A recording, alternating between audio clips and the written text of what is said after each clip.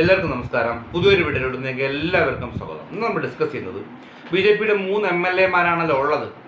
ഒന്ന് വി മുരളീധരൻ കഴക്കൂട്ടം നിയമസഭാ മണ്ഡലത്തിൽ, 2 രാജീവ് ചന്ദ്രശേഖരൻ നേമം നിയമസഭാ മണ്ഡലത്തിൽ, 3 BB ഗോപകുമാർ ചാത്തന്നൂർ നിയമസഭാ മണ്ഡലത്തിൽ. അങ്ങനെ 3 നിയമസഭാ സീറ്റുകളിലാണ് BJPക്ക് വിജയിക്കാൻ കഴിഞ്ഞത്. അപ്പോൾ ഈ 3 എണ്ണം വിജയിക്കാൻ കഴിഞ്ഞ സ്ഥിതിക്ക് BJPക്ക് ഒരു കക്ഷി നേതാവിനെ തിരഞ്ഞെടുക്കാം. ആ കക്ഷി നേതാവിന് നിയമസഭയിൽ മുൻനിരയിൽ സീറ്റ് കൊടുക്കേണ്ടി വരും. കാരണം 2ഓ അതിലധികമോ MLA-മാർ ഒരു കക്ഷി കിട്ടിക്കഴിഞ്ഞാൽ ആ കക്ഷി നേതാവിന് ഏറ്റവും ഫ്രണ്ടിലിരിക്കാവുന്ന ഒരു അവസ്ഥയെത്തും. കൂടാതെ ഈ 3 പേർക്കും ഒരു ബ്ലോക്കായിരിക്കാൻ കഴിയും.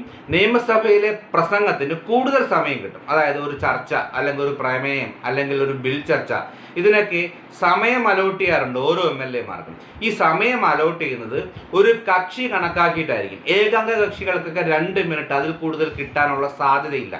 പക്ഷേ 3 മെമ്പർമാർ ഒരു പാർട്ടിയായിട്ട്, ഒരു ബ്ലോക്കായിട്ടിരിക്കാൻ നിയമസഭയിൽ കഴിയുമ്പോൾ ഒരു 10 മിനിറ്റെങ്കിലും അവിടെ തങ്ങളുടെ കാര്യം പറയാൻ ആ കക്ഷി കഴിയും. അതായത് BJPക്ക് 10 മിനിറ്റോളം ഓരോ MLA-മാർക്കും സംസാരിക്കാനുള്ള അവസരമാണ് കിട്ടുന്നത്.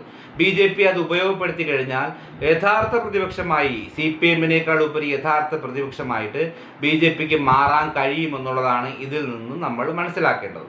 അപ്പോൾ ഇതൊരു വലിയ നേട്ടമായിട്ട് തന്നെ നമ്മൾ BJP കരുതണം. ഇത് നമ്മൾ നിസ്സാരമായി കരുതേണ്ട ഒരു കാര്യമല്ല, ഒരു വലിയ നേട്ടമാണ്. വേറൊരാളും ചിന്തിക്കാൻ കഴിഞ്ഞിട്ട് ഉണ്ടാവില്ല. ഇതൊരു വലിയ നേട്ടം. ഇത് ഉപയോഗപ്പെടുത്തി കഴിഞ്ഞാൽ 2031-ലോ 36-ലോ ഒക്കെ ഇവിടെ BJPക്ക് ഭരണത്തിൽ വരാനൊക്കെ സാധിക്കും. നിങ്ങൾക്ക് എവർക്കും വീഡിയോ ഇഷ്ടമായി ലൈക്ക് ചെയ്യണം, സബ്സ്ക്രൈബ് ചെയ്യണം, ഷെയർ ചെയ്യണം.